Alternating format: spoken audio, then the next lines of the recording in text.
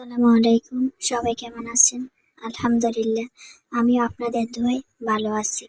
আজকে আমি ইলিশ পোলাও রান্না করব। তাই প্রথমে কাঁচামরিচ, ধনিয়া পাতা, রসুন সবকিছু একসাথে ব্লেন্ড করে নিয়েছি। তারপর টক দই নিয়েছি, হালকা একটু ফেটে নিয়েছি। এখন টক দইয়ের মধ্যে ব্লেন্ড করে রাখার মশলাগুলো দিয়ে দিব। তারপর প্রয়োজন মতো মরিচ গুঁড়া, ধনিয়ার গুঁড়া, জিরার গুঁড়া, লবণ, হালকা একটু তেল দিয়ে ভালো করে মেখে নিব মশলাটা। তারপর আস্তে আস্তে আমি মাছগুলো দিয়ে দিব। মাছগুলো দিয়ে মশলার সাথে ভালো করে মাখিয়ে নিব। মাছগুলো মাখানো হয়ে গেলে আমি 5 মিনিটের জন্য রেস্টে রেখে দেব। এখন আমি পেঁয়াজ বেরেস্তা করে নেব। তাই আমি তেলের মধ্যে হাফ কাপ পেঁয়াজ দিয়ে দিলাম। পেঁয়াজটা লাল হওয়ার জন্য অপেক্ষা করব।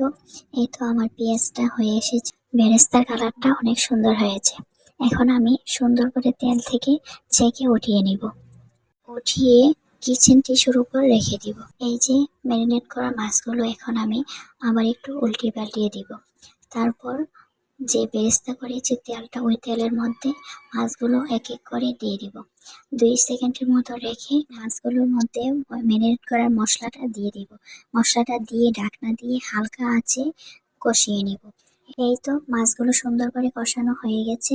উপরে সুন্দরভাবে তেলটা বেশি উঠেছে, দেখতে অনেক সুন্দর লাগছে। এখন আমি আস্তে আস্তে মশলা থেকে এক এক করে মাছগুলো উঠিয়ে নিব। উঠিয়ে নেওয়ার পর মাছগুলোর সাথে হালকা একটু মশলাও রেখে দিব। এখন মশলাটার মধ্যে ভিজিয়ে রাখা চাউলগুলো দিয়ে দিব। চাউলগুলো দিয়ে হালকা আঁচে ভালো করে ভেজে নিব। চাউলগুলো যত ভাজা হবে পোলাওটা তত ঝরঝরে হবে। চাউলটা ভালো করে ভেজে নিয়েছি। এখন আমি পরিমাণ মতো পানি দিয়ে দিব। ওপরে 4-5টা কাঁচামরিচ ছড়িয়ে দিব। এখন ঢাকনা দিয়ে ঢেকে পানিটা শুকানোর জন্য অপেক্ষা করব। এই তো আমার পানিটা এরকম শুকিয়ে এসেছে। এখন আমি ভেজে রাখা বেরেস্তাগুলো উপরে সুন্দরভাবে ছড়িয়ে দিব। বেরেস্তাগুলো ছড়িয়ে দেওয়ার পর ঢাকনা দিয়ে ঢেকে অপেক্ষা করব চালটা হয়ে আসা পর্যন্ত। চাউলটা ভালো করে হয়ে এসেছে। এখন আমি একটু উল্টিয়ে পাল্টিয়ে নেব। দেখেন ভাতগুলো কতটা ঝরঝরে হয়েছে, অনেক সুন্দর হয়েছে। এখন উঠিয়ে রাখা মাছগুলো উপরে সুন্দর করে দিয়ে দিব। তারপর 10 মিনিটের জন্য হালকা আঁচে দমে রেখে দিব। এই তো ইলিশ পোলাওয়ের ফাইনাল লুক। কেমন হয়েছে অবশ্যই জানাবেন। আল্লাহ হাফেজ। আসসালামু আলাইকুম।